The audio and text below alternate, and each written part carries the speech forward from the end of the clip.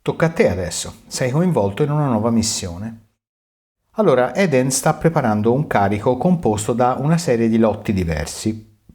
Ogni lotto deve rispettare la propria forma, ma il controllo non finisce lì. Anche il carico completo deve restare entro il limite previsto. La tua missione consiste quindi nel trasformare questi dati esterni in un contratto che possa accettarli oppure rifiutarli con precisione. Allora, vediamo esattamente quello che devi fare. Eden riceve un piano espresso come testo JSON. Nel piano troviamo una lista chiamata Operations. Ogni elemento di questa lista deve assumere una di due forme previste relative all'irrigazione e al ciclo di luce. Irrigation contiene i campi kind e water, e invece light contiene i campi kind e hours. Il campo kind, che è comune alle due forme, permette a Pydantic di scegliere quale dei due modelli usare per ciascun elemento.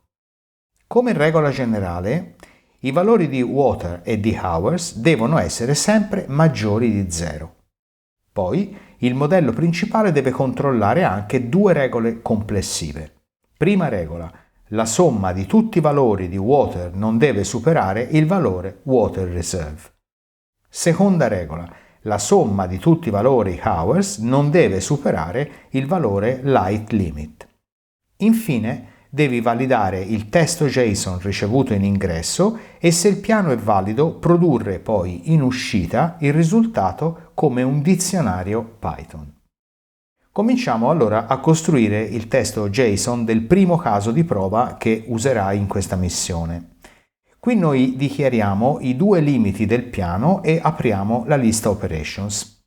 I primi due elementi rappresentano, come vedi, un'irrigazione e un ciclo di luce. Copiati questo blocco così com'è, poi vai avanti col video e ti mostro la seconda parte. Ferma il video. Ok, adesso aggiungiamo anche una seconda irrigazione e un secondo ciclo di luce. Poi chiudiamo la lista, l'oggetto JSON e infine la stringa multilinea. Attenzione che queste due parti che ti ho mostrato formano un solo blocco di codice. Molto bene, adesso ferma il video, rifletti molto bene su quello che ti ho detto, scrivi la tua soluzione in un progetto Python che, mi raccomando, includa anche la libreria Pydantic e poi riprendi per vedere la mia soluzione. Bene, ferma il video.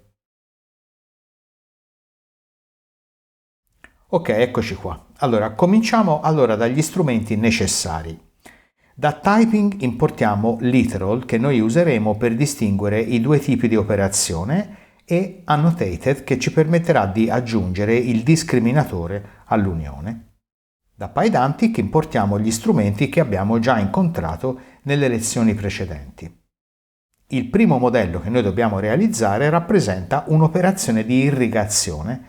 Il campo kind può contenere quindi solamente la stringa irrigation. Il campo water invece indica la quantità d'acqua richiesta e deve essere maggiore di 0. Il secondo modello rappresenta un ciclo di luce. Qui kind può contenere solamente il valore light. Il campo hours indica la durata del ciclo di luce e deve essere maggiore di 0. Adesso definiamo la forma di una singola operazione.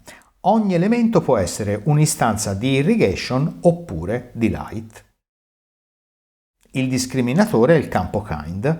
Quando il dato contiene irrigation, Pydantic usa il modello irrigation. Quando contiene light, usa il modello light. Ora, il modello principale rappresenta il piano completo. Contiene la riserva d'acqua, il limite giornaliero della luce e la lista delle operazioni. In particolare, ogni elemento della lista Operations deve rispettare una delle due forme che abbiamo appena definito. Proseguendo nel corpo della classe Plan, introduciamo il validatore del piano.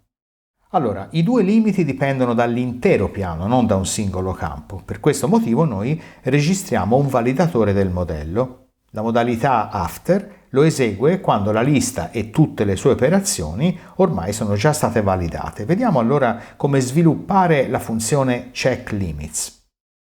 Allora, prima di attraversare le operazioni, prepariamo due totali. Water Total raccoglierà l'acqua richiesta dalle irrigazioni e invece Light Total raccoglierà le ore previste dai cicli di luce. Il ciclo for adesso consuma la lista delle operazioni una alla volta. A ogni iterazione operation riferisce un'istanza già validata, irrigation oppure light. A questo punto noi dobbiamo capire quale delle due abbiamo ricevuto. Quindi, quando kind vale irrigation, l'operazione possiede il campo water. Aggiungiamo quel valore al totale già raccolto. L'unione ammette solamente due forme, quindi semplicemente se l'operazione non è un'irrigazione, allora sicuramente è un ciclo di luce. In questo caso noi aggiungiamo hours al light total.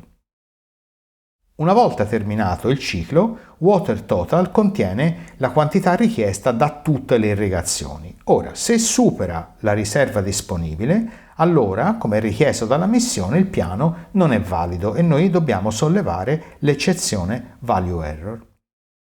Light total contiene invece la durata complessiva dei cicli di luce. Se supera il limite giornaliero, allora anche in questo caso il validatore rifiuta l'intero piano. Alla fine, se entrambi i totali rispettano i rispettivi limiti, allora noi restituiamo self, cioè l'istanza valida della classe plan. Bene, ora noi utilizziamo il testo JSON con cui provare il modello, quello che hai visto all'inizio della missione. Il piano che ti avevo proposto contiene 2 irrigazioni e 2 cicli di luce. La riserva d'acqua è 80, mentre il limite complessivo della luce è di 14 ore. Ovviamente io poi ti invito a eseguire per conto tuo anche altre prove con dei testi JSON diversi e magari anche più articolati di quello che ho fatto io. Bene, le 2 irrigazioni richiedono 35 e 40 unità d'acqua. Il validatore costruirà progressivamente water total che alla fine avrà il valore 75. Il totale quindi resta sotto la riserva di 80. I 2 cicli di luce invece durano 6 e 8 ore. Light total raggiungerà quindi il valore 14. Il limite anche in questo caso non viene superato perché la regola rifiuta solamente un totale maggiore di light limit. Bene, questo è il codice a questo punto che svolge il lavoro vero e proprio. Cominciamo dalla prima riga del try.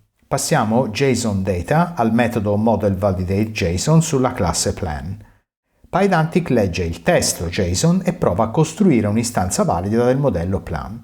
Se tutti i controlli riescono, il nome plan viene legato all'istanza prodotta e se invece qualcosa non rispetta il contratto, Pydantic solleva un validation error. Questa riga a questo punto viene raggiunta solamente se la validazione è riuscita. A questo punto l'oggetto plan riferisce già un'istanza valida della classe plan.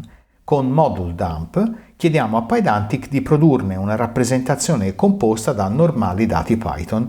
Il dizionario che otteniamo a questo punto viene collegato al nome result. Ora stampiamo il dizionario prodotto da moduleDump.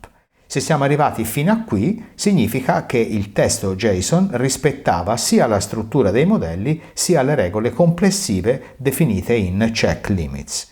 Nel risultato troviamo dei normali dizionari, liste, stringhe e numeri Python. Se la validazione invece solleva un validation error, Python interrompe subito la suite del try e passa nell'except. Il nome error viene legato all'oggetto eccezione che noi abbiamo ricevuto e stampandolo possiamo vedere dove si trova il problema e quale regola non è stata rispettata. Come ti dicevo, le righe successive alla chiamata che ha fallito non verrebbero eseguite. Bene, il test a questo punto è completo. Ti invito naturalmente a creare anche dei testi JSON che contengono valori che fanno fallire via via le varie regole che abbiamo impostato in modo che tu possa verificare che tutto il codice funzioni correttamente. E questo conclude anche questa missione. Quando vuoi iniziamo una nuova sezione del nostro corso.